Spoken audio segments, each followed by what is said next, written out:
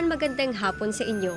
Malapit na naman ang Pasko, damang-dama na nga ito lalo na't napakaraming kaugalian at tradisyong sa ganitong panahon. Simple man o maggarbo ang paraan ng pagdiriwang, ipinapakita nito ang tunay na kahulugan ng Pasko.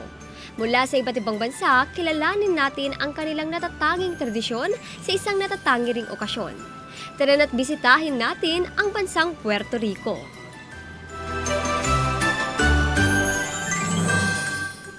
Sa Puerto Rico, napakasikat ang musika at pagkanta tuwing Pasko. Isa sa mga kilalang Christmas carol dito ay ang parandas o tinatawag din minsan na asalto o trula. Nagtitikpo ng mga magkakaibigan sa gabi at bumibisita sa iba't ibang bahay. Sinasadya ang bawat bahay upang manggulat at makisaya sa musika at pag-awit ng mga parenderos o ang mga nakikibahagi sa paranda. Ang kasiyahan na ito ay maaring tumagal buong gabi at natatapos sa madaling araw. Isa pang sikat na uri ng musika sa Pasko sa Puerto Rico ay ang aguinaldos o mga awiting Pasko. Ang ilan na religyoso at tinatawag na villancicos at ang ilan naman ay may ritmong kriole na tinatawag na decimas navideñas.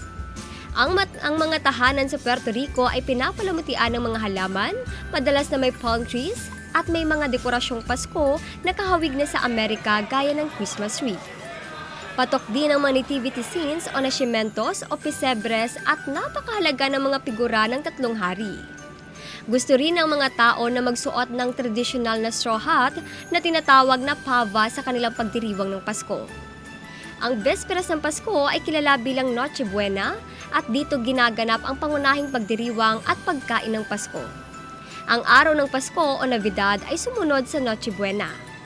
Samantala, ang Misa de Aguinaldos ay may mga espesyal na misa katolika na ginaganap mula ika-15 hanggang ika-24 ng Disyembre.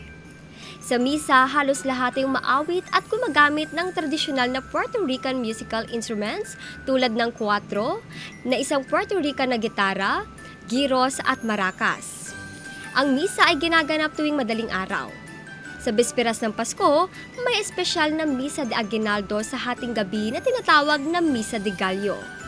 Ito ay isang napakahalagang misa na may mga awit, maraming kandila at nativity play na pinangungunahan ng mga bata. Tradisyon na para sa mga pamilya ang pumunta sa misa upang ipagdiwang ang Pasko. Ang pangunahing pagkain sa Pasko ay lechon asado na inihahanda kasamang arroz con gandules, platano at pasteles. Ang pagluluto ng inihaw na baboy ay maaring tumagal buong araw. Habang abala sa pagkain, tumutugtog ang pamaskong musika sa hapon upang maaliw ang mga tao. Ang sikat na panghimagas ay arroz con dulce at tembleque at gustong uminom ng mga tao ng kukito na isang inumin ng katulad ng eggnog na gawa sa rum. Tuwing December 28, ipinagdiriwang ang Holy Innocents' Day o Dia de los Inocentes.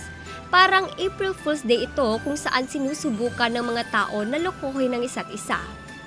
Sa hatilyo may lumang kaugalian ang mga lalaki na nakadamit bilang sundalo ni Haring Herodes at nangunguha ng mga bata at pinibigyan ng matatamis na candy.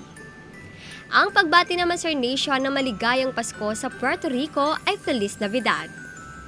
Ilan lamang yan sa mga paraan ng pagdiriwang ng Pasko sa Puerto Rico, masaya at makulay at sadyang nakakatuwa.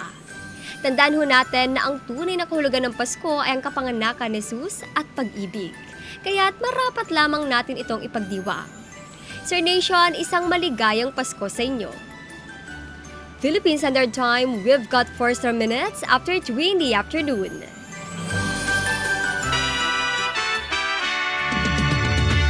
Watch out for another edition of Christmas Around the World. Various celebration of Christmas by different countries. Only heard and seen at Bombo Radio Philippines.